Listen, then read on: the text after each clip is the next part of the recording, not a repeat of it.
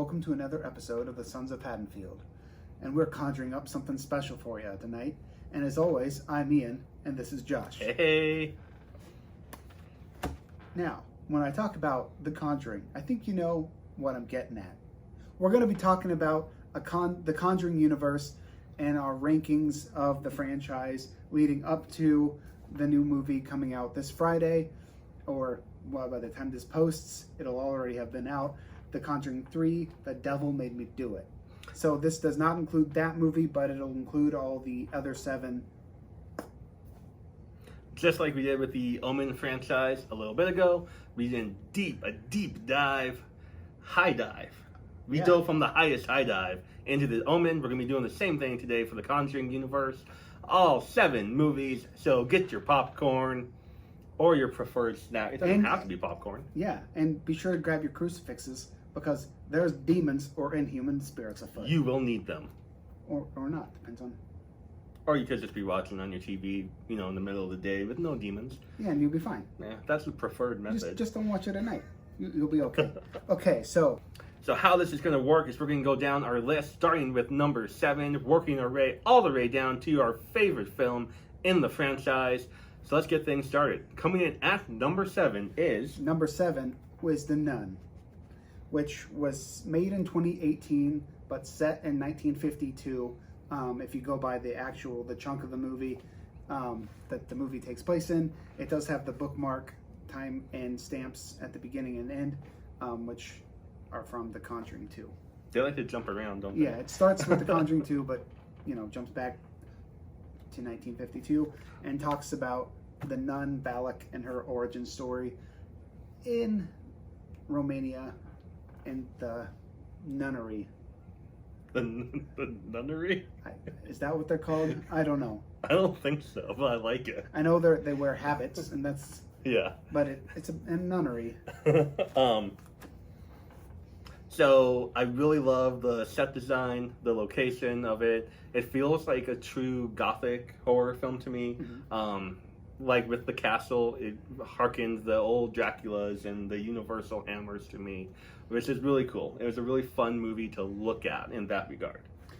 It was very, very well shot, and the scenery was incredible, like you were saying.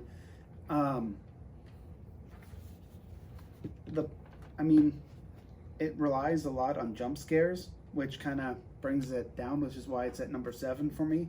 Too many jump scares, and the story's kind of like all over the place a little bit. That's basically all the movie is to me. I said the positive things I have to say about the movie first, and the location, how it looked. Other than that, it has way too many jump scares for me. Like you said, I do like the beginning of the movie.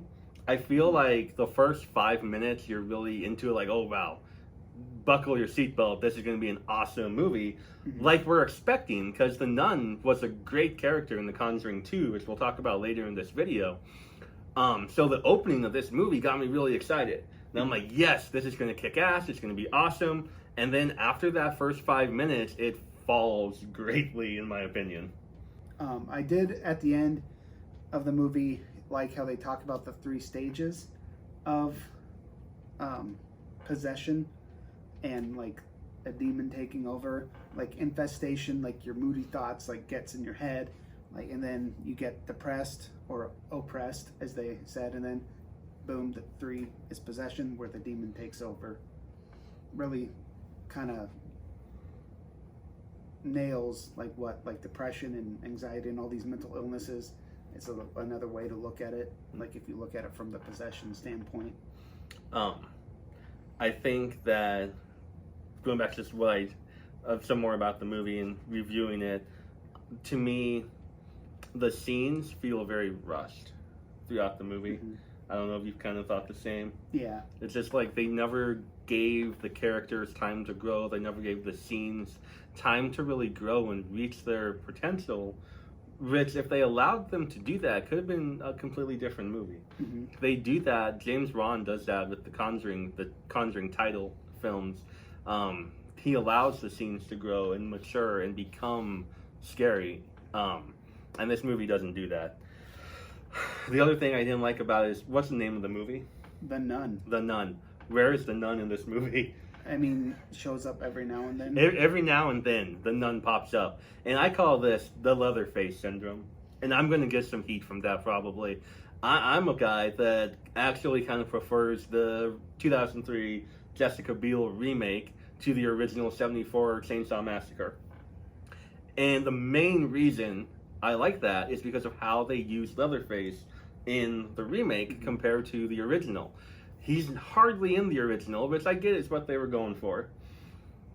But with the movie called The Nun, and we know we like The Nun as a character, she killed it. Yeah, Bonnie Aarons was amazing in The Conjuring 2, when we were first introduced to The Nun.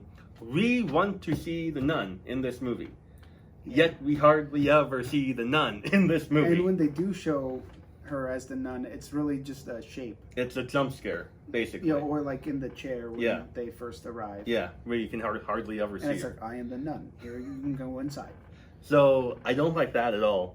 And another thing I really don't like, and I don't know if they meant this as an homage to Demon Knight, the mid-90s Tales from the Crypt film starring Billy Zane, then I'll like it. But I don't think they did.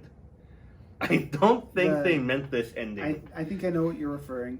It's where she has to spit the vial of Jesus' blood into Valex's face. Exactly. To send her back to hell and like close the portal. You know what I did when I saw that ending? My eyes literally rolled to the back of my head. This is ridiculous. Demon Knight did it. Demon Knight isn't a very serious movie to begin with. It's a fun, good time movie. It fits that movie. It does not fit this movie at all.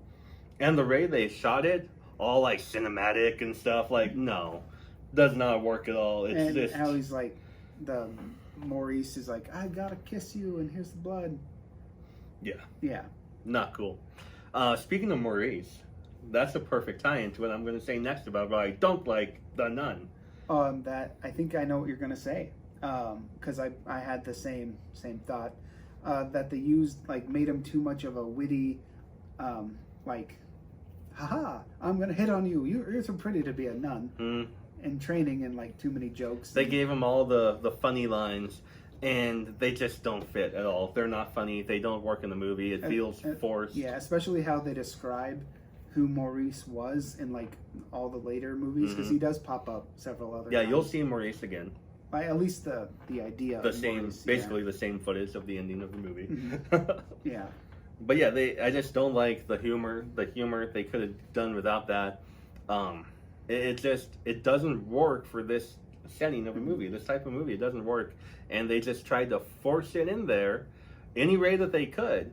And again, that's something you don't really see in the other Conjuring films. Yeah, and the other thing I was gonna say is like some of the attacks, like by the monsters that were coming, like didn't really feel all that scary to me. Like when the high priest is getting buried alive in the cemetery or cemetery, and she's got to go try to dig him up and try to find him by ringing the bell. I get they were going for like, oh, the bell, ringing a bell can save a life, because that used to be a thing back in the day. But like, it's really not effective, and it's like out of nowhere. Like he just wakes up and all of a sudden he's like, oh, I got to go walking in the cemetery. Yeah, I'm not. When it all comes down to it, when it's all said and done, this is why this is the number 7th film, the lowest rated film from us in the Conjuring universe. Neither one of us is a fan of this one, but we recommend you watch it for a completist set of mind. And like, I know some people do enjoy it. It's just not our favorite. There's a lot of people that enjoy it, and I know they are working on a sequel to it. They're coming out with The Nun 2. It's in pre-production right now. So I have hopes that will be better, because as we're going to talk about later, some of the sequels in this franchise are actually very, very good. So I'm really hoping that The Nun is going to be like, you know what? These didn't work so well in the first film. Let's correct that and change that as we move toward The Nun 2. And one more thing about The Nun. The fact that they describe this demon as the Marquis of Snakes, there's a lack of snakes. Where are the snakes at? In like any of the Conjuring movies when they talk about Valak. I mean, not a huge complaint. I just think, hey, if this demon is supposed to like be known for snakes. Why are there no snakes? There's no snakes. Yeah, it's supposed to be a snaky demon, but there's never any snakes that pop up. But I do love Valak as a character. You know what that is? What? Plot. Yeah. It would maybe be hard to do snakes in a movie. You know what I asked a lot during What? this movie? What plot? I mean, it does have a plot. It's, really hard to It's like they piece it all together. they took a bunch of gothic scenery and stitched it together to create this movie, and yeah, good for them. I don't like it. But we do know the name Valak Yeah. from earlier on in the movie. Yes, the name Valak does show up on the farmer's truck. You can read the license plate. It says Valak. Yeah, it's like 6-VA-01-LAK. So I think exactly how they do it. So kind of a cool little Easter egg there. Keen eyes will see it. That was very cool. I enjoyed that. That was probably my favorite part of the movie. A little nod. You're like, oh, that says what we already know. Unless you take the if you take the opening, the first 5 minutes of the movie, that's probably my favorite part. Like, oh, the little Easter egg that says Valak. Fun. I did enjoy that. So, yes. Yeah, that wraps up the review on The Nun. Coming up next is number 6. And number 6 is The Curse of La Llorona. Takes place in 1973, came out in 2019. La Llorona is not mentioned in any of the other Conjuring universe films, so that was kind of fun that we got this kind of standalone movie in it. The movie centers around, guessed it, La Llorona. The Curse of La Llorona. If you do not know, she is a mythical, kind of a myth demon who drowned her 2 sons. She found out that her lover, the father of the 2 sons, was having an affair with another lady, and in a fit of jealous rage, she commits the ultimate sin in killing them, drowning them in a body of water, and she snaps out of it, realizes what she has done, and can't live with herself over the grief that she has because of that, and kills herself also. And so it is said that she roams bodies of water, lakes, rivers, ditches, arroyos, looking for sons and daughters and kids' souls to take to claim as her own. So the movie itself stars Linda Cardellini as Anna, a social worker with 2 sons, who is investigating a case that involves a mother who may or may not be abusing her 2 kids. And the movie kind of takes control from there. I grew up, I'm going to talk about this first before we dive into the movie. I grew up in New Mexico, so I grew up around this myth throughout my entire childhood. I was told that if I go near any bodies of water, like we had the arroyos and the ditches, that I was told that if I go around there and I mess around, that La Llorona will take me. Mm-hmm. So I heard that throughout my entire childhood. So now moving and living in Nebraska, I don't hear that at all. There's really, like, Nicole, my wife, had never heard of that before until I told her that legend and that kind of a myth. I hadn't heard about it either. You hadn't heard about it either. Until you started talking about it. That is kind of interesting how your geographic location influences like the urban myths and the monsters that like appear up. Like, I mean, hey, it's a good story. Like, hey, there's this lady, she's gonna be by the water. Don't go by the water, kid. Don't drown. Like, it's a good safety. Is it good saying that this crazy demented ghost demon will kill you if you go by the water? I mean, it's not good to instill fear in your children. Do you know how scared I was of this lady growing up? Did you go near bodies of water? I did not. And therefore you didn't drown. But how many nights did I stay up crying because I was scared of her? I mean, that is the pros and cons of safety via urban legend monsters. True. Like here in Nebraska, there was like Bloody Mary, but that's like all over the Midwest, and I think that's more. I think the legend of Bloody Mary started in Nebraska, though, didn't it? Yeah, but it's like everywhere. Yeah, and that's a big one. Yeah, but I digress. So like, yeah, geographic location influences like the monsters. The big thing about this movie that I really enjoyed, I liked the aspect of a social worker who has to protect her kids from a monster or a spirit, inhuman spirit, who targets children. And then her own parenting and her own like relationship with her children is brought into question, Mm-hmm. and she's accused of abusing her kids when it's not her, it's this monster. I thought that was a really cool There's a lot relationship of to play on. like mirrors in this Mhm. movie, because you have her at the beginning of the movie. She is investigating another lady in who's being taken Yeah. by La Llorona, and so she's doing all she can to save her kids, even though it looks like she's abusing them. Mhm. And then by the end of the movie, the mirror is flipped, and she is the one being investigated for abusing her kids, but she's not. She's trying to protect them from La Llorona. Mhm. Those mirrors kind of happen a lot in the movie, and even the character of La Llorona herself can be considered that, because you have the beautiful young woman who is in love with two kids, having a perfect life, but the mirror of her is La Llorona, who's the scary demon ghost, killed her two kids, Mhm. and now is doing anything she can to get them back. So I do enjoy that aspect of it. And now, as a parent myself, I'm like, man, this legend is terrifying. It's Mhm. probably more terrifying now than when I was crying about it as a kid. I mean, yeah, like you care about your kids, and a parent would do anything for their children. Mm-hmm. That plays in a ton of movies and in real life, so it's like really pulls on the heartstrings. Like, ooh, you're rooting for her to win Yeah. and save these kids from a horrible fate.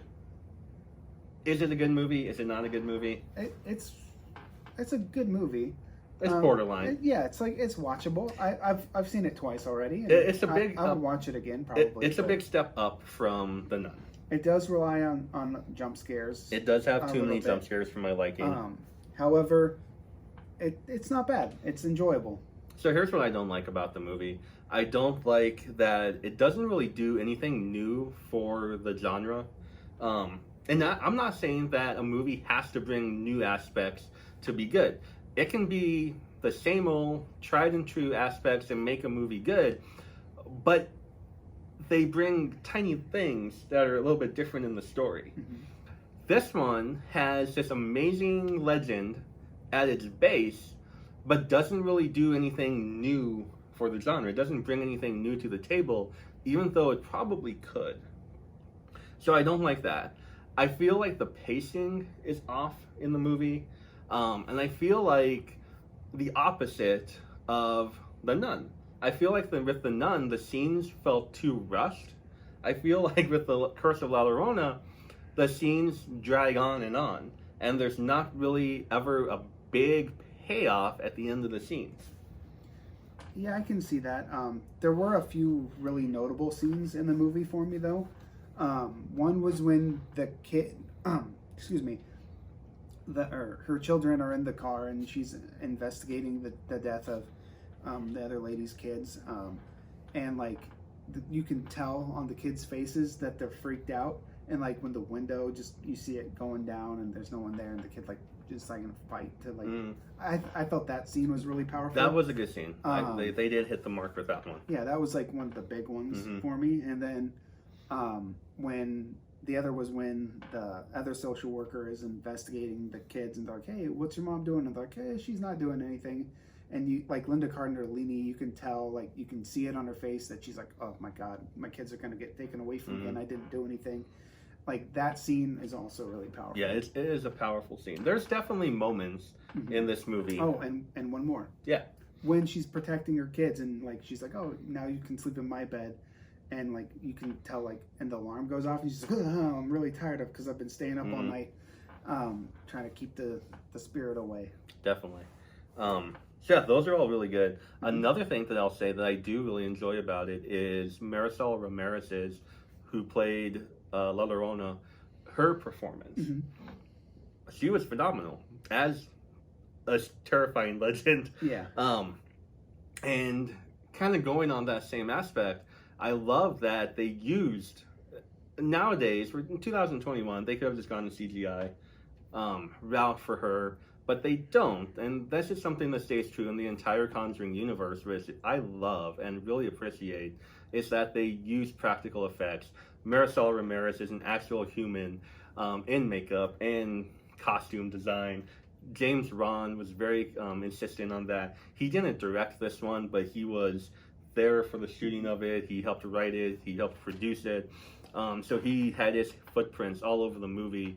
I know, watching some of the behind-the-scenes features, that he didn't direct certain scenes, but he was like, hey, let's not do it like this. Let's have this happen. And the scenes turn out very well, and a lot of them are what we were talking about. So that's cool. His footprints are kind of all over this. Marisol Ramirez actually auditioned for the role of Patricia, the mom, who's trying to protect her two kids, but they think that she's abusing them. But they're like, no, you're going to be perfect for La Llorona herself. And so that's kind of a cool story about how she got the role. You know what else I love? What did you love? And this isn't really about this movie, but it is. If that makes any sense. Maybe. So this is true for all the Conjuring universe movies, is how the villains move. Because think about this. We're talking about a supernatural, paranormal movie set in 2021. And like we just talked about, practical effects. These are real people, real actors, and not CGI. Most movies dealing with this subject matter would have the ghost zoom at you across the screen like floating, right? They don't do that in this franchise. They like angrily, I can't even describe, like stomp and walk, like to you, right? And I think that is so much more effective than just like a floating, coming at you really fast ghost. Apparition? Yeah. Like the way they move and stomp, like you can feel the hatred and the anger and the intensity coming off of the actors by them doing that. And that is something I definitely enjoyed about La Llorona, as I do with all the other films in this franchise. That is an astute observation. Thank you, my friend. And another thing I enjoyed was the fact that Tony Amendola reprised his role as Father Perez from Annabelle. I thought it was cool they brought him back. He's kind of like the connecting factor in this one, huh? Yeah, it was really cool because, you know, you're like, who is this guy? Boom, connects the franchise together. And he has a really cool line in the movie. Linda Cardellini is like, you know, I'm not religious, because he tries to hand her a cross. He's like, you're going to need this to fight off this evil.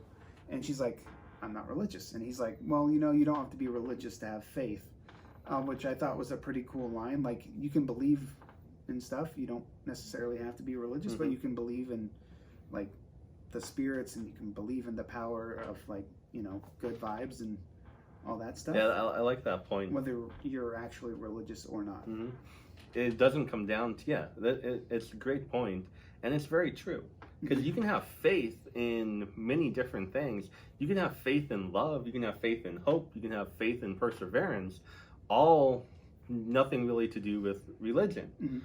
Or you could have faith in religion. So it's all very cool, and I do like that aspect of this movie. Even though it isn't my favorite, it came in number 6, so second to last for us in the Conjuring universe. There's still a lot of good in this movie. It's by no means a bad movie. I would say none of the movies are bad, and they're all worth viewing. I would say, you said none of the movies are bad. None. None is the operative there. Okay. Moving on. Moving on to our number 5. And at number 5, we have Annabelle. Set in 1967, but shot in 2014. This movie is about the doll Annabelle, the conduit of evil, who will show up in many of the other films of the franchise. It's about the murders that happened around that time. So I think right off the bat, we need to talk about the cult leader himself. Charles Manson. is a big aspect of this film. At least the beginning, opening, Yeah. and throughout. Yeah. So the time was 1967, like Mhm. you said. Charles Manson is kind of reigning terror, and his cult is kind of reigning terror on the city. You could say they're World. running helter skelter. Oh, I see what he did there. So, there's news stories about it. On TV, she's watching it on the TV. The beginning of this movie ties directly into Annabelle Creation, Mhm. the end of that one. And then I know that you want to talk about the whole door Yeah. thing. There's a scene in the beginning that really stands out. They're coming home, and from church, and they're talking with the neighbors, and then he just goes up to his door and he opens it. And the wife's like, "What? You didn't lock the doors?" And he's like, "Honey, why would we need to lock the doors? It's such a safe place and a safe time. No one locks their doors." We're Leave It to Beaver. And then then all of a sudden, bam, their neighbors get attacked, and the intensity begins. By their daughter. Yep. By their adopted daughter, which you see at the end of Annabelle Creation. So I think that's a really cool look at kind of the changing of the times Mhm. and what Charles Manson did to that area then. Mhm. Because all across the TV, all across the radio, there was talks of cults. And it wasn't just his that people were talking about.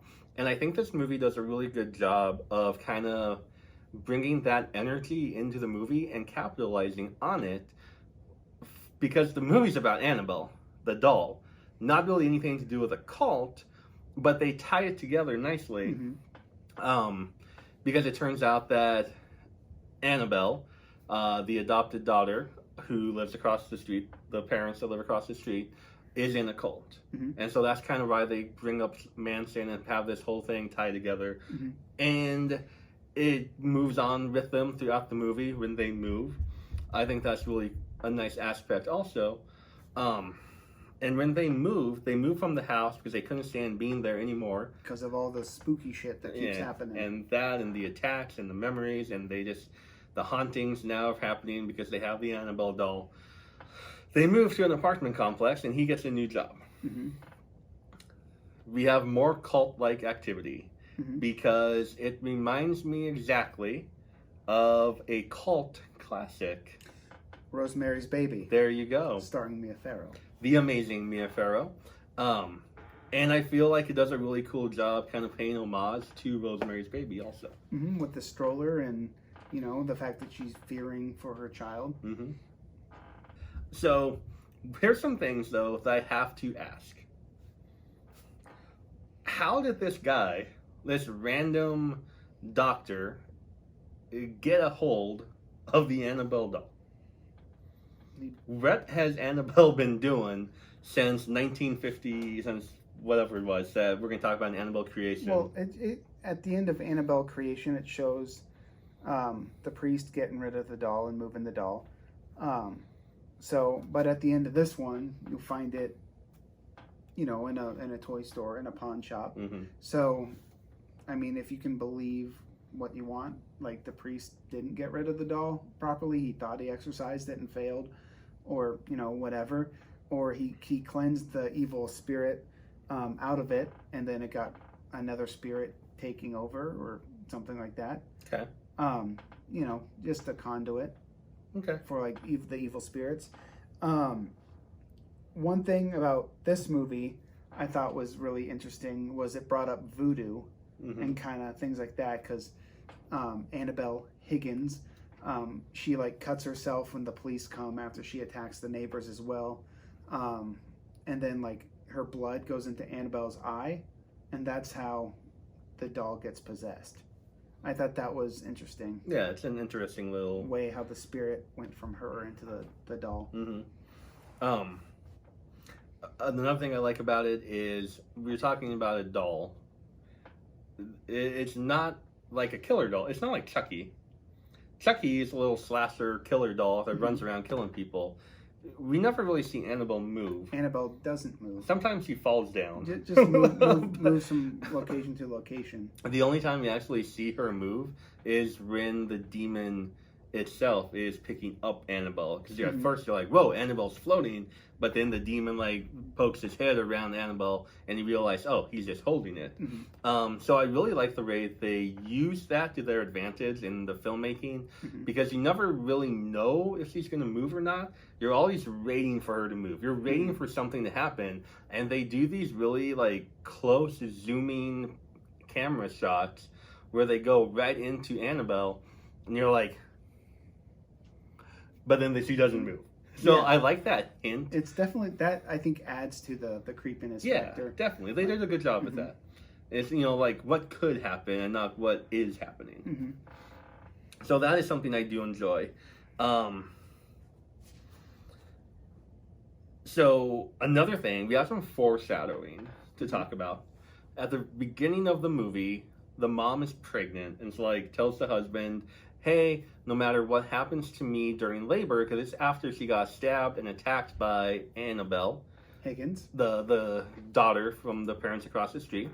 So it's like, hey, if anything happens, you need to set in your mind that let me go to save our kid. That has to be your main priority. I don't care about me.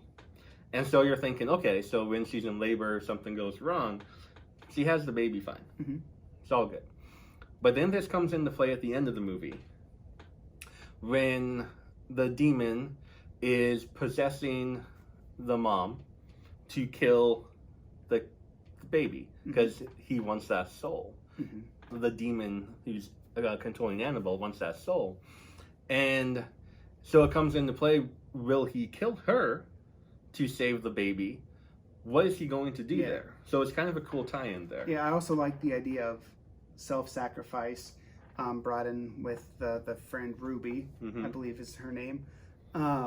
Like she's like, hey, you know, let me help you out with this, and let me sacrifice from one mother to another. Yeah, that was really cool, and it was kind of a touching moment too, because like you had to give it soul, you know. And that brings into question the role of a mother. Is any mom, let's say a mom, the ultimate good in the fight against the ultimate evil? Because in this movie, that's what they're getting at there. And I think it's a really cool thing to think about. So a mother's love, right, kind of knows no bounds. And she will do anything to save her child. And I think when you go up against something so demonic and so evil, that is one of the better things that can go up against that, is pure 100% love. Yeah, it was definitely a really cool aspect to bring into the movie, like a parent's love for their child and using that as a force against evil. It's really cool, and it's brought up multiple times. Yeah, and not just in this movie, but it's kind of a theme throughout the entire Conjuring franchise. Even Ed and Lorraine themselves, with Lorraine and Judy, their daughter, is kind of a theme there too, and definitely in the other Conjuring movies. That is also true, and I enjoy it. Yeah. And earlier you were also talking about foreshadowing. Another aspect of that foreshadowing is when she comes home, like from shopping, and she sees the two little kids, and they're drawing paintings after they first move in the apartment, and they're drawing photos, and she's like, okay, hi, will you talk to me? And they're like, no, we can't talk to you, we're strangers. And then when she comes back, she's like, oh, they drew me a picture, that's nice. Goes up a couple more stairs, and there's another photo, and it's like this impending doom of like that something bad's coming, and it's gonna like affect her kid, because it shows like a truck getting closer and closer, and then it eventually like hits the stroller, which is seen later in the movie. But you know, she knew it was coming, and so she had the child, and so she was able to like avoid that disaster that way. And that is how Annabelle Higgins, the 7-year-old girl, died in Annabelle Creation, as we'll talk about here in a little bit, getting hit by a car. So it's kind of a cool connection there, the foreshadowing, and kind of how it tied it all back together with that aspect. I kind of like that. Yeah, it was really cool. All in all, I feel like Annabelle had too many jump scares to really be truly enjoyable. It's enjoyable, Mhm. but to be like really good, it had too many jump scares for me. And as you can see, even though it's the original in the Annabelle series, it came in last of the 3 Annabelle movies Mhm. for us. That is true.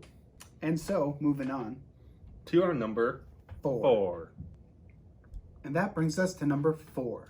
Annabelle Creation. Annabelle Creation takes place in 1955 and was released in 2017. It follows the Mullins family, who live out kind of in the desert, in a secluded area by themselves. And the story starts off with a complete gut punch of an opening in their youngest daughter, 7-year-old Annabelle Mullins, gets killed by a car, brings back Pet Symmetry. big time vibes. Which one is scarier? Hey, Or which one is more of a gut punch to you? man, that Gage so tough. or Mullins? I'll say Gage from Pet Cemetery just because he's literally like a toddler, and Annabelle is 7 in the movie. So, but man, I mean, you can't really compare. no. But yeah, Anytime it's you're a gut punch. anytime you're dealing with a child's death, and especially in a violent manner, like getting run over by a car, is incredibly difficult. Yeah. And that's how this movie opens. After the opening of the movie, it takes place a couple years later, 12 to be exact. 12 years later, and the Mullins family is trying to deal with that. The mother is still having a lot of hard times, a lot of trouble, doesn't leave her bedroom, and they take in not an orphan, A school of they orphans. take in an entire orphanage, including the nun. Does that happen often? Do families take in entire orphanages? I mean, ones that deal with intense grief, maybe it's a good coping mechanism. You know, they wanted the children around, they wanted life in their family, and plus they knew the dark secret that the spirit, the evil spirit, had come back in the form of their daughter. And, you know, you weren't allowed to go into a room because that would, you know, like bring the spirit out.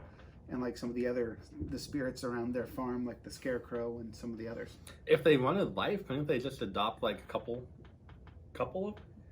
I mean, the more the merrier. I guess they had room for it. They had the space, so go for it, Mullins family. And you brought up the nun, which is really interesting because there is a nun and she's their teacher, but it's not that nun. It's not the Valak nun. It's not the Valak nun. But there is a nun. It is a nice nun. Yeah, and she's very nice. She's very nunny. She's very nun-like. Nope. Noble. Noble. Nunnable. No, nunnable isn't a word. Oh, it should be. However, the nun character delivers one of my favorite lines from the movie. She says, "Hope is a home unto itself."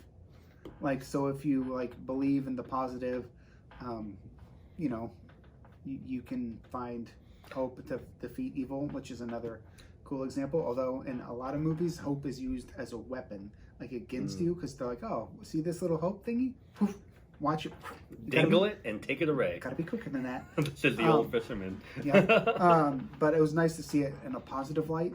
And that's kind of like going back to what you talked about with La Llorona, and you don't have to be religious to have faith. Kind of that same thing, you know. Hope, hope can be a driving factor and a driving force for a lot of good. Yeah, and just because they're orphans, it doesn't mean that they don't have a family. Yeah, and or a home. That they lose that hope. You know, always keep that hope, and that kind of goes into what I want to talk about. Because so we're not going in chronological order here. We're going in order of our ranking. So with Annabelle Creation, religion is brought into it a lot, and you kind of touched on it. But in the entire franchise of the Conjuring universe, religion plays a very, very major factor. I mean, that makes sense when you're dealing with demons and possessions. It does. Like, you know, going back to the classic Exorcist, religion is in it, but I feel like it's even more prominent in these movies. What role do you think religion plays in not only Annabelle Creation, but in the entire franchise? I mean, it's a driving factor. You know, religion is like the crosses are used to defeat the evil spirits, and Jesus's blood is used to defeat the nun, and the nun, and then you know just things like that. But it's like it's more atmospheric, like in this movie, like it plays a bigger role. Mm-hmm. Yeah, there's a couple jump scares, and you're gonna get a couple jump scares with any type of movie dealing with this subject matter, but it is a lot more atmospheric than the Nun. Than the original Annabelle movie, which relied a lot more on jump scares. I'm a big fan of this movie. I was not expecting much because this is the direct follow-up. Even though it's a prequel, it's a follow-up to the original Annabelle. And after Annabelle, which was enjoyable to me, but it left me wanting kind of a sour taste in my mouth still. This movie, I didn't have high expectations for, and it completely killed it, I think. Like, it was a great movie. It had really good pacing throughout the movie, and one of my favorite aspects of it was the use of music. And I'm not talking about the score. The score was fantastic, but I mean music, the actual songs from the record player that were playing. It reminded me a lot of how The Strangers used music in that movie to kind of be its own character. A lot of times in The Strangers and in Annabelle Creation, the record player is playing, the song is playing, and you know that's happening, and it doesn't stop happening when the scary thing is going to happen, you know? Like, that character, we're talking music as a character, keeps going and keeps playing while everything else is happening. Another good example of that is the movie You're Next. Like the record player that plays through the entire movie and keeps repeating it like a character unto itself, like you said. So like music, you said, creates this character of its own. I also feel like this movie did a good job with its practical effects. Like one of the most intense scenes throughout the entire franchise happens in this movie. The scene where the father, he's like going to the kitchen and he's like, oh, where is she? I know she's in here. The spirit, the invisible spirit of Annabelle. And like she breaks each of his fingers individually. Like the way they pull that off with practical effects is just incredible. Yeah, it's really cool. It's one of my favorites out of the entire franchise. Really cool scene, really intense, and just, it makes you go, you know, like. I mean, fingers as a guitar player and, you know, things like that, you know, like, I'm like, ooh, fingers and eyes. Those are like the ones that really get me as a viewer. Yeah, definitely. So all in all, Annabelle Creation was a much better film than I thought it was going to be. It sets up the story of Annabelle very nicely for the Conjuring universe. And it's cool to see that kind of beginning, kind of a prequel to that character. An origin that also had more to the story than just like, you know, it's going to play out this way. I wish The Nun was more like this movie. As a prequel to a character, The Nun failed, this movie shined. So maybe The Nun 2, like I talked about earlier in the video, can get some right. Like the scenes in the barn, like with the light flickering and then breaking and the scarecrow, like those are also really really well done. It relies on the tension and the suspense, and it plays into that factor a lot. Not just over the top jump scares coming. And that wraps up Annabelle Creation. Next up is number 3 on our list, and that brings us to number 3 on our list. Annabelle Comes Home. Set around 1972, but released in 2019. It features the Warrens again as they come back into a prominence from the chronological order standpoint. They're at home. We know about their room where they keep all the cursed objects, the conduits of evil. And it starts off with one of the most atmospheric openings, and like the throwbacks where you know, to old horror movies, or you know, they're driving and their car breaks down, you know, in front of like a cemetery, and like it builds up a lot of tension, like with, oh, is there something in the back seat or not? Because you know there's a spirit in the back seat. They have Annabelle back there, and then like they look, she looks into the mirror and she sees nothing, and then she like looks back and then looks back up, and boom, there's something back there. Like, you know it, and then like it brings in all the the spirits from the cemetery, and it's really intense. Such a cool opening. I love this opening to this movie. This movie is fantastic. Yeah, it's pretty great. This is the third movie in the Annabelle series, and I feel like they have gotten better and better with each movie. This one offers a whole new look. It's very different than the previous two Annabelle films. And I feel it is called Annabelle 3, Annabelle Comes Home. But I feel like it doesn't even necessarily have to be an Annabelle film. It's more of what kind of happens at their house and the dangers that they keep there and what happens when those dangers get unlocked. So the Warrens go away to deal with another case, which speculation could be one of the movies that were later seen in the Conjuring movie. And they go and they have their daughter, who's also a little bit clairvoyant, stay home by herself, and they have a babysitter come stay with her, and then all havoc ensues from there. One thing I really appreciated about this movie is that the characters are all likable. A lot of times with characters that you're dealing with in high school and middle school, some of them are not going to be incredibly likable. They're going to do really stupid things. This time, the girl does, she does do a stupid thing, but she has a really good reason and a really touching reason why she does the stupid thing and gets everyone almost killed, that you kind of sympathize with her. And aside from her, all the other characters, they don't really do the stupid things you expect high school kids to do. So I really enjoy the fact that they wrote characters in that manner, which they could not have been. They could have been like, oh, hey, the Warrens are gone, we're going to throw a big party. And, get drunk. But they didn't. The babysitter was very responsible. She didn't want the boy, Bob's got balls. Bob's got balls. To even come inside the house because she knew she wasn't supposed to have anybody over. The one friend who does the stupid thing turns into a great character and a great friend to their daughter, Judy. Whenever I say their daughter, Judy, I think of the Jetsons. But I digress. So it's really cool in that aspect. I really love the characters in this movie. You know what this movie feels like to me? What? What does it feel like to you? It feels like an R-rated version of Goosebumps. Yeah, I can see it. I can see it. It definitely has that factor. You know, the spooky thing in the basement. Right. And then you discovered it and you stop it before mom gets home. It's like in the Goosebumps movies that came out a few years ago, you know, the R.L. Stein's writings come to life and so all these monsters are unleashed.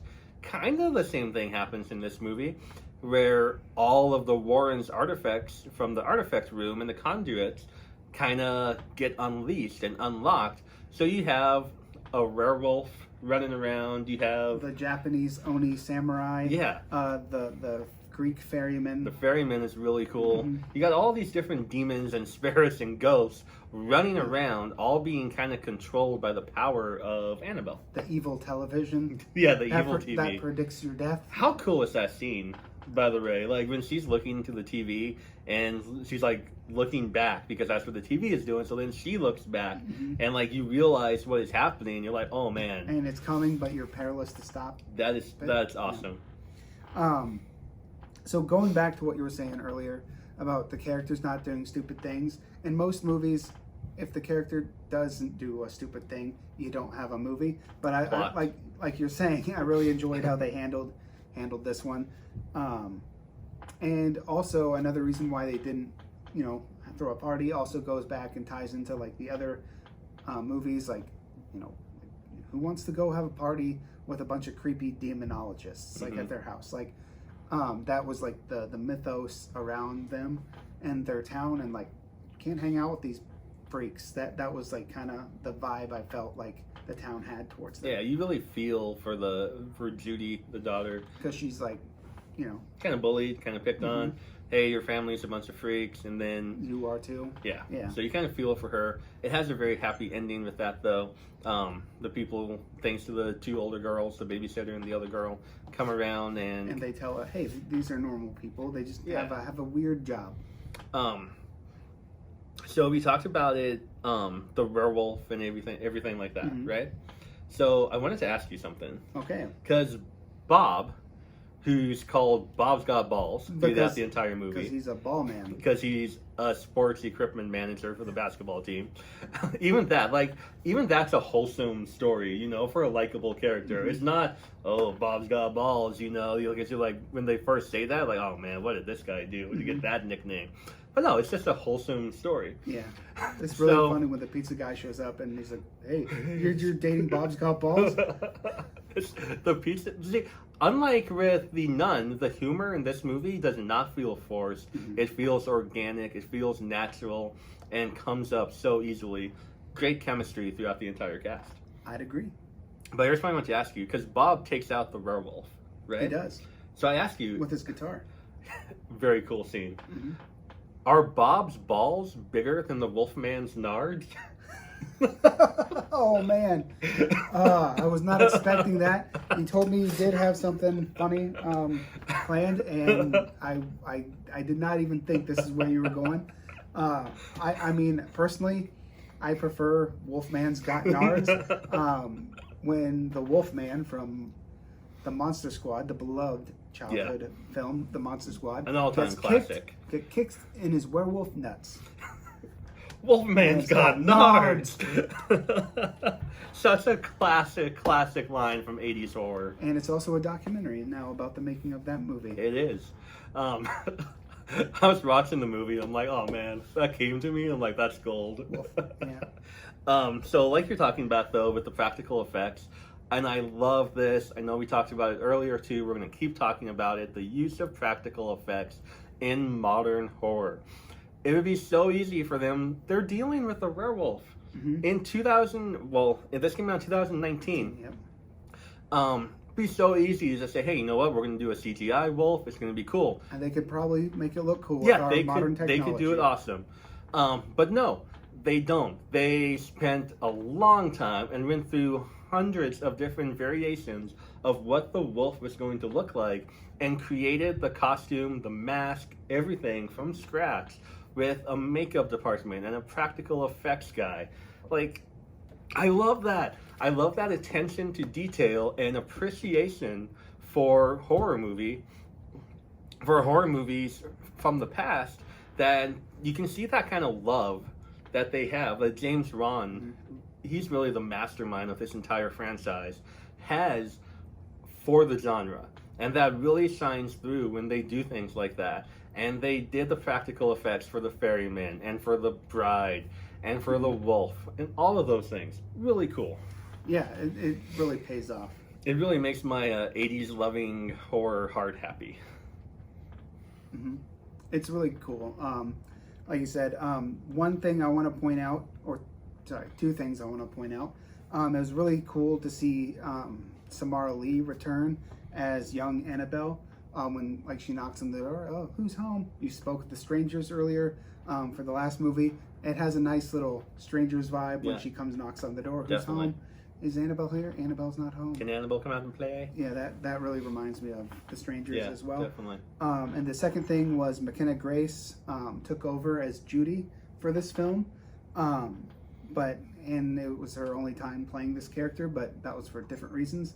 Because the other actress was busy or too old, I guess. Yeah, she was too mature to play. Because this movie takes place, a little bit different time in the chronological order of the events and when the movies were released theatrically, and so the original actress was a little too mature to go back in time to play this younger version. But she does come back though. Yep, and she will be appearing in The Conjuring 3, which is good. I like her, but hey, give props to Mackenzie Grace in this movie because she did a great job as Judy. McKenna Grace? McKenna Grace, yeah. She did a great job as not Mackenzie Grace. McKenna Grace did a great job as Judy. Definitely. And so that brings us to the top two. That brings us to number 2. The Conjuring. The movie that started it all for the franchise, released in 2013, set in 1971, follows the expeditions and investigations of Ed and Lorraine Warren. We're going to get introduced to the characters in this movie, and we learn that they're demonologists and paranormal investigators. The movie starts off with Annabelle in a scene that we have seen many times now throughout the franchise. And then follows the Perrin family as they move into their new kind of a country home, and the hauntings that they begin to experience. When they reach out to Ed and Lorraine, they go to investigate. It's an amazing movie. Mm-hmm. It's the one that started it all, the original movie. First off, the casting is spot on. I know we haven't talked about it yet because this is the first time that they are showing up. But Vera Farmiga and Patrick Wilson are just incredible. They are perfectly cast as Ed and Lorraine, in my opinion. I'd agree with that. They do have good chemistry together as well, which would make sense for a married couple to have great chemistry. And I feel like those two actors and actresses like really bounce off of each other. You can tell they genuinely enjoy each other, which is not always the case with movies and actors and actresses portraying married couples or lovers or whatever. And then also, if you go into the family, Lily Taylor does a fantastic job there also. And a young Joey King. Yeah, a very young Joey King. And I can't think of her name right now, but the actress that plays Renesmee in the Twilight movie, older Renesmee, which I know you haven't seen. But I've seen some of those movies. I don't know if I've seen the one with her in it, but that's a story for another time. That was released around the same time, too, about 2013. Would you like us to see a video about that? No. But yeah, Joey King does an awesome job. I had to go back because we watched all of these movies again just recently in anticipation for The Conjuring 3 to come out. And Joey King came on. I'm like, wait a second, because now she's recognizable. Now you know who she is. But in 2013, you didn't. And so I'm like, whoa, I completely forgot that she was in this movie. Yeah, I did too. But it was a nice surprise. Yeah. Right away, from the very beginning of the movie with the opening titles, I'm in love because they do this awesome throwback to 80s horror, in my opinion, scrolling title with this awesome music accompanying it. James Wan, again, doing his stuff correctly. So right then, I'm already hooked in. I'm already invested just because of the titles. I thought it was really cool how they talked about some characters in this movie that we've talked about earlier. Maurice and the upside down cross, and when they're talking about possession showing up on his body. And they bring up the 3 stages of possession again, which they later reused and redid a little bit and put that into the Nun. It was really, really cool to see Maurice brought up again. He appears in a bunch of the movies, much like Annabelle. It's definitely one that kicked off a lot of like this genre. They did say a little bit of a continuity error at the beginning of the movie when they're dealing with the Annabelle doll and the Annabelle haunting. Before they kind of go to the main theme of the movie, they say that a 7-year-old girl named Annabelle Higgins died in this apartment. So obviously this was the first movie in the franchise. They didn't know that Annabelle would take off in popularity like she did. And so they changed her backstory a bit. Yeah, in the later movies. So that's not a flaw, or it's not a flaw of this. Yeah, it's not a flaw of this movie. Because it was the first one. But yeah, they brought up the voodoo possession in Annabelle, and then they brought up like the possession of the girl, of the daughter from Annabelle Creation. Like they have 3 different little variations of it. So that's kind of nitpicking there. But it's not. No, it's not a big deal. And you mentioned that it's kind of the top tier of the genre. I would definitely put it above like the Paranormal Activity franchise, as far as like 2000. And I think that like, say what you will about Paranormal Activity, it kind of kicked off this whole paranormal craze in the late 2000s, early 2010s. And with Insidious, but also James Wan. And Patrick Wilson. And Lynn Shay, too. But, those are awesome movies. And then you have The Conjuring coming out. And that was kind of the trend to be making these type of horror movies and not so much slasher-based horror movies in this time. Or home invasion. Or home invasion. And I think we're kind of out of that ballpark now in 2021. But for a while there, this was all that was coming out. And I put The Conjuring ahead any of them. Yeah. To me, it is the top tier of the supernatural, paranormal 2010s horror movies. Yeah. I'd agree with like the paranormal ones. One thing that I really want to talk about is the incredible camera work. But before you get into that. Yeah. Okay, so So like you're saying, we both agree it's like one of the pinnacles of the franchise, horror franchises. And you could probably see that as viewed from our title screens that we've done. It shows like the cover art and then like some redone comic book covers for 3 of the movies out of this franchise. They did a run of DC Comics and they copied the covers but with like the characters in them, which is a testament to the popularity and the staying power of this franchise. Yeah, it's really cool how they did that. I'm sure James Wan probably had a little bit to do with that, directing Aquaman, from going from these to Aquaman. So that's really cool. Those comic books are going to be around forever. Hopefully they go up in value because we have them. So one of the things I really want to talk about is the incredible camera work in this movie. The entire movie, the camera's panning so much and flipping upside down and then flipping back and zooming in and zooming out. It really takes you on an entire ride when you're watching the movie. And one scene in particular I want to talk about is the Joey King's character is in bed, and it's earlier in the movie. They don't really know what's going on yet. They don't know that the house is being haunted or trying to be possessed yet. So she's looking underneath the bed and then sitting back up in the bed, and looking underneath the bed and sitting back up in the bed.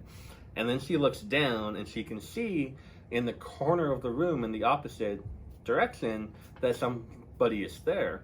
And so she flips up back onto the bed again, and the camera does this incredible move where it flips back up and reverses and then moves in like a rectangular form kind of to the opposite corner.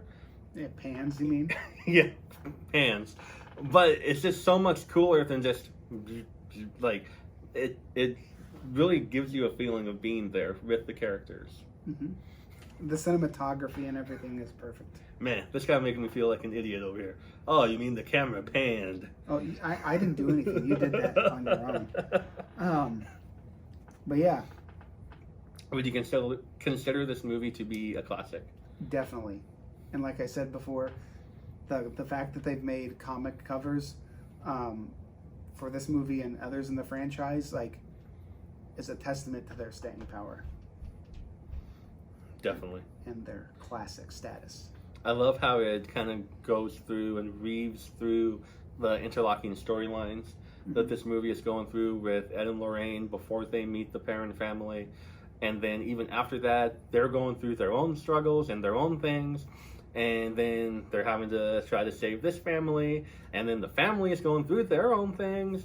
And so then it's just really cool how they've tied it all together. And still, like we talked about with Annabelle, you get that same kind of theme of possessing the mom to kill the child, also in this movie.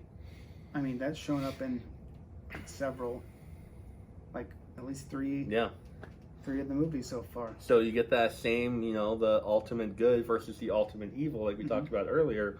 You get that same kind of fight and the same kind of connection in this movie also. Good score throughout. Love the music.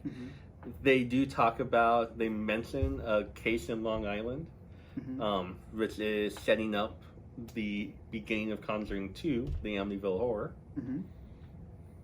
And it also does a good job at explaining why the Warrens keep all their objects in their home. It's better to keep the genie in the bottle, because if you destroy the object or the spirit just moves on to a different thing. But if you keep the item that's trapping them, and tethering them to that, and you keep it in a place that's safe. It can't affect and hurt other people. Brings us to number one. Our favorite movie in the Conjuring franchise to date. And I think you know what it's going to be because there's only one movie left. And that brings us to our number one. And for all you people keeping score at home, it can obviously only be The Conjuring 2. Set in 1977, but released in 2016. As we mentioned in the last segment, it starts off with the it starts off with the Amityville horror case, and then follows them later to England to deal with a spirit. First off, I want to say this is one of my favorite. Nope, scratch that. It is my favorite opening of the Conjuring franchise. I really love how they filmed the scenes at the Amityville house, how they shot the parallels or the mirrors, if you will, of Lorraine and the husband, George Lutz, in the mirror, and like they had them mimic the same things and then move the same way. So cool how they it was filmed very that. effective and really neat. And kind of a cool tidbit about that, Vera Farmiga, who plays Lorraine, had on a replica of the exact same outfit and same hairstyle that the real Lorraine Warren had during that same interview in the Amityville house. So attention to detail, again, down to a T. It was very, very well done. The costuming and that entire scene and the entire franchise is incredible. But it's really on point in that opening. I understand why they are not doing this, but man, would I love to see a Conjuring universe movie set with the Amityville horror. I mean, it does make sense why they didn't. The Ryan Reynolds movie had come out pretty recently. Before that, and a lot of movies have been made about Amityville. So it was fun to just see them touch on it and then move on to a case that was parallel. So this is, even though we've been talking about the nun already, The Conjuring 2 is the first time we're introduced to the character of the nun, and she's like Annabelle in The Conjuring. The nun is this immediately lovable, recognizable horror icon. Yeah, Bonnie Aarons did a great job in all of her scenes. Absolutely. As Valak. There's some really cool scenes in the Lorraine's office with a painting of the nun of Valak. And also of the cover of the original Conjuring. Of the original Conjuring. There's a painting in there too. Nice little Easter egg there. But the way they filmed it was really cool because it's like the Valak was taking over the painting, and you never know if it's just the painting or if it was Valak. And so it's really cool how they filmed that, a really cool kind of introduction to the character. And it also brought in a cool aspect that was later touched on with the daughter Judy being clairvoyant like the mom, because she also sees Valak in the hallway before the mom's like, hey, I'm going to protect you, and like pushes like her away to safety so she can go stop the nun who's in the office. Exactly. Once they get to England, there's some really cool things that happen, mostly centered around this creepy as hell toy that sings the Crooked Man song. Bill Wilkins. Yeah, Bill Wilkins is the old creepy dude, but he doesn't turn out to be creepy. But the Crooked Man, I mean, he is pretty creepy. Yeah, I mean, I guess he is creepy, but he was just trying to get help too, like at the end of the movie. But the Crooked Man, they have plans to spin that off and kind of be maybe the start of a new Annabelle-like series or the Nun-like series. It's in pre-production right now. So I don't know if that's going to go anywhere or not, but I kind of hope it does. It might go down that same rabbit hole. There's been some movies that have been kind of centered on the Crooked Man already outside of this universe. I know there was one in 2017 or 2016, I believe, starring Michael J. Wright, called Crooked Man. So I don't know. Hopefully they're able to do it. Yeah, I mean, it wouldn't be Bill Wilkins because or would Bill Wilkins be the Crooked Man? No, I don't think he's the Crooked Yeah, Man, he's because I not. think Bill Wilkins found peace at the end of the movie and was able to Because yeah, get home. that would be my one hope, is that they didn't touch on that again, because it had wrapped up so nicely in The Conjuring 2. So I ask you, who would win if you pit the Crooked Man against the Bent Neck Lady? I mean, I don't know about if anyone would win or not, but I mean, my personal favorite is the Bent Neck Lady, just because I loved The Haunting of Hill House. That was a great TV show. But hey, who's your favorite? Do you like the Crooked Man, or do you prefer the Bent Neck Lady? Like, I want to hear what the people at home want to say about it also. Tell us in the comments down below. One of my favorite things about The Conjuring 2, and this can be said about The Conjuring also, and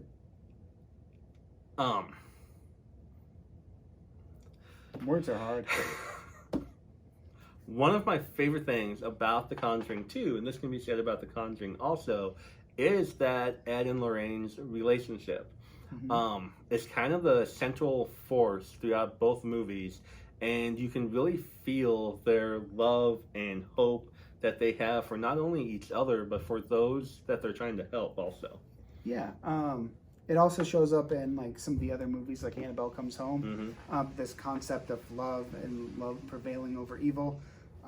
It's really cool. In the movie, it shows Ed telling the main character like the reasons how he met his wife and things like that.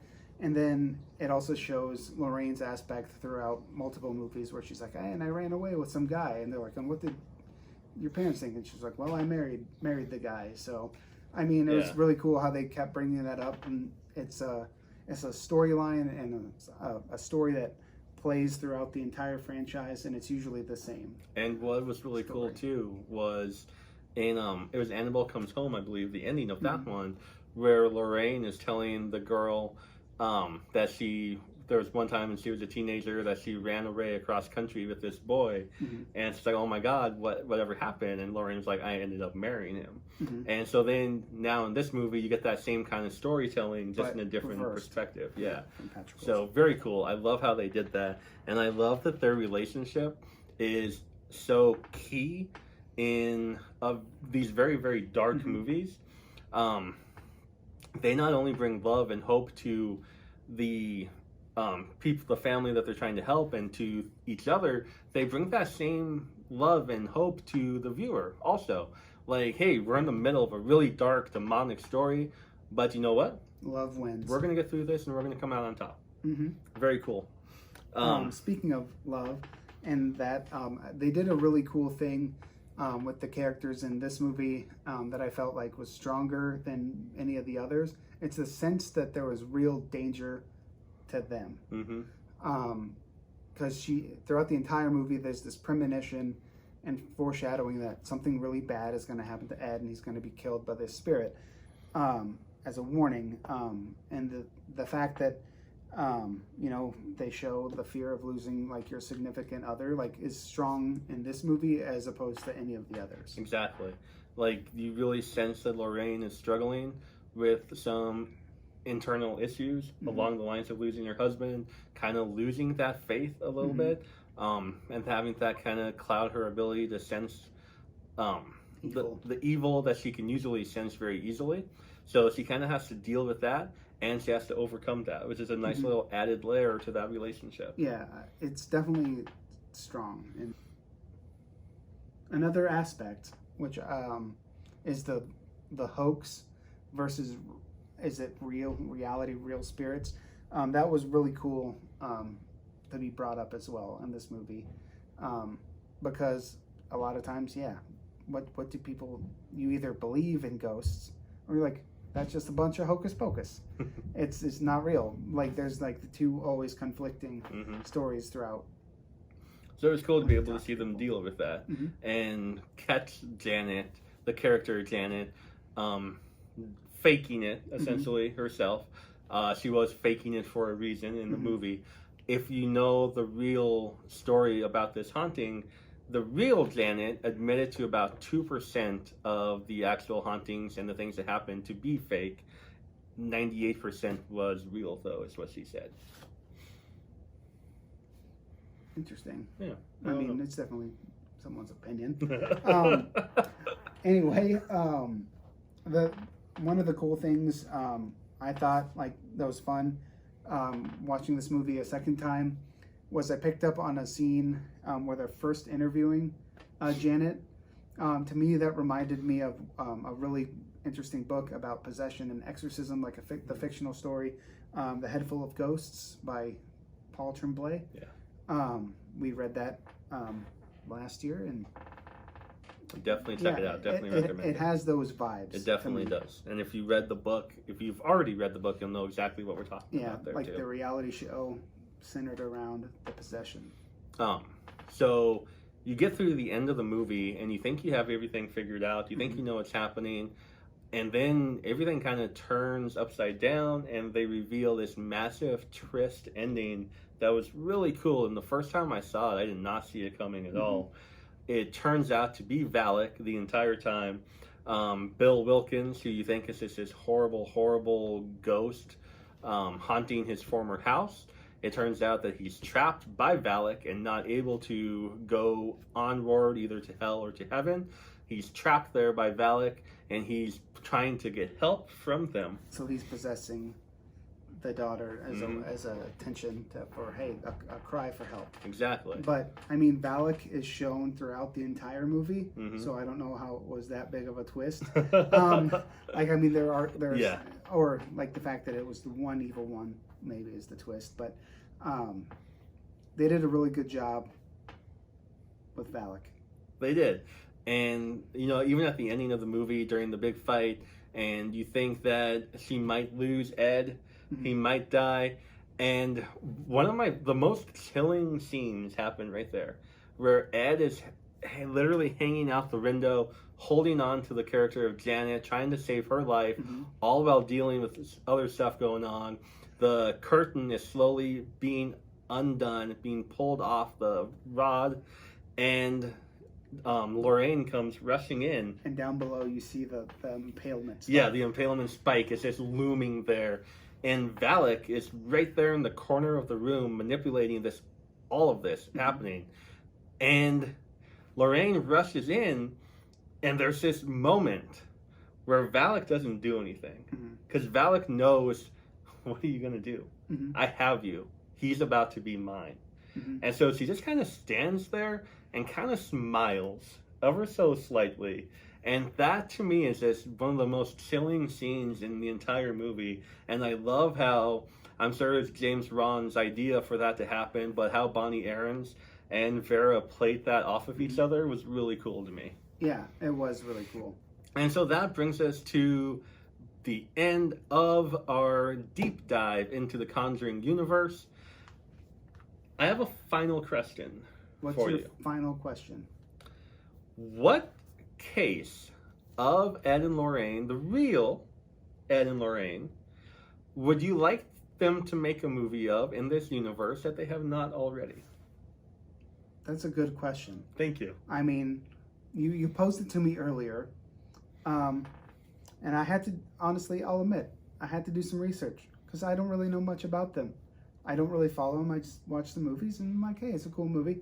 But I'd have to say it would have to be the Small Haunting. I guess that's how you say that. Which I guess, according to what I looked up, takes place between 1974 and 1989. Roughly a decade. Wow. A little longer. It's a long time. Boom, sometime in there. It's apparently one of their most famous cases. It dealt with a demon or inhuman spirit that haunted a family over that time. I don't know how they would do this because it's a really, really dark story. Apparently dealing with like intense violence, animal cruelty, some sexual assault. Oof. Yeah, it's against like a ton of the people in the family, like the father included. Oof. At least that's what it said. It would be really dark.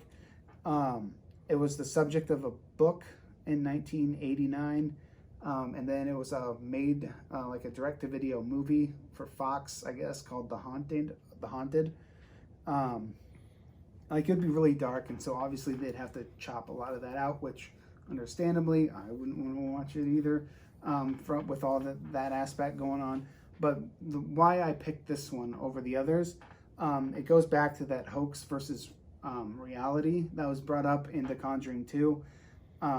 Because apparently the dad had some surgery on his head to relieve some tension on his brain, and then like that could be like, well, is it medical or is it like supernatural that's causing people to freak out as manifestations of demons? Like personality disorders, like that aspect could be played up. But I mean, they probably wouldn't want to do that because, you know, it's about spooky paranormal stuff. Because like they eventually moved out of that house, and the family that took over, they didn't have any paranormal disturbances, and it doesn't have anything else about the family that was haunted. So, I mean, it could be like that to me. Well, it does sound like it would make a great movie, though, in the universe. Mm-hmm. If you ask me, I went with one that would be a little bit different. Doesn't really deal with the haunting at all. It would be what they refer to as the South End werewolf. A different werewolf than a different one than what was in Annabelle Comes Home. This one, it was a man who was believed to be a werewolf when he was a kid and would go around biting people. And then like 20 some years later, when he moved to the United States, they brought him over. He went through an apparent transformation that Ed apparently got at least a bit of it on tape. And other people saw him transform also, which I think would be really cool if they do. How would they do that? Kind of, it would make for a very different and kind of an unusual werewolf type movie, I believe. So that would be the one that I would like to see the most, if they kind of do a feature film on. I mean, I agree. That one is probably my number one. Also, since like you told me about it, I couldn't pick the same one as you. It had to be different. So I went with this one because like a lot of this stuff in that movie, I want cut out. I don't want to watch that. I don't want to become depressed watching a movie about all this shit. You know, goings on and how dark it is. I don't really want to watch that. No. Like, it's not one I can go back and watch a lot. But, you know, had to be different. Because you took one of the ones I thought was really cool. You're like, oh, no, I picked that one. You can't do it. So I'm like, fine. You got the number one. I'm going to go with this one. There you go. Peanut butter jelly time. Peanut butter jelly time. Also, the way they did Amityville was cool, but they can't go back and do that on its own. Yeah, I mean, I would still tune in for an Amityville Warren movie. I mean, I would, but they already did it, and they can't do it again. Well, they had already done the Annabelle, too, at the beginning of The Conjuring, but they went back and did Annabelle. They only touch on Annabelle. They only touch on Amityville. Yeah, but then they gave her their own movies, because that's like a physical entity. Like, the Amityville story, everyone knows it. Boom, you did it. Yeah, there's really nothing new, I don't think, that they you could can do. Yeah, so obviously that doesn't have Topless Ryan Reynolds pretty much gave us everything. Yeah, I mean, he's definitely a meme. Or you know, the original with Margot Kidder. That's the one you should check out. Yeah, I mean, they're both good movies apparently. Apparently. So there you have it. That is our take on the Conjuring universe. So to wrap things up, right here is a recap of our 7 through 1 of the Conjuring franchise. What are your rankings of this franchise? Are you excited for The Conjuring 3, The Devil Made Me Do It? Let us know in the comments down below. And as always, if you could please like and subscribe, that would be awesome. We would love you guys forever for doing that. You can follow us on Instagram at Sons of Haddonfield. Our personal account, our Husker Sensei. And I Beck Joe. Follow us on Twitter at Haddonfield Sons. It's really confusing. It is. Instead of Sons of Haddonfield, it's Haddonfield Sons. You know you can change that, right? I can, because it's already taken. Dang it. People. Anyway. And then you can follow us on Letterboxd. Same handles as Instagram, Husker Sensei. And I Beck Joe. And that is all. I hope you guys enjoy the new Conjuring movie coming out. We have a review coming out on that shortly. Yeah. I can't wait to see it and review it. It's going to be fantastic. That is it. Yeah. See you later.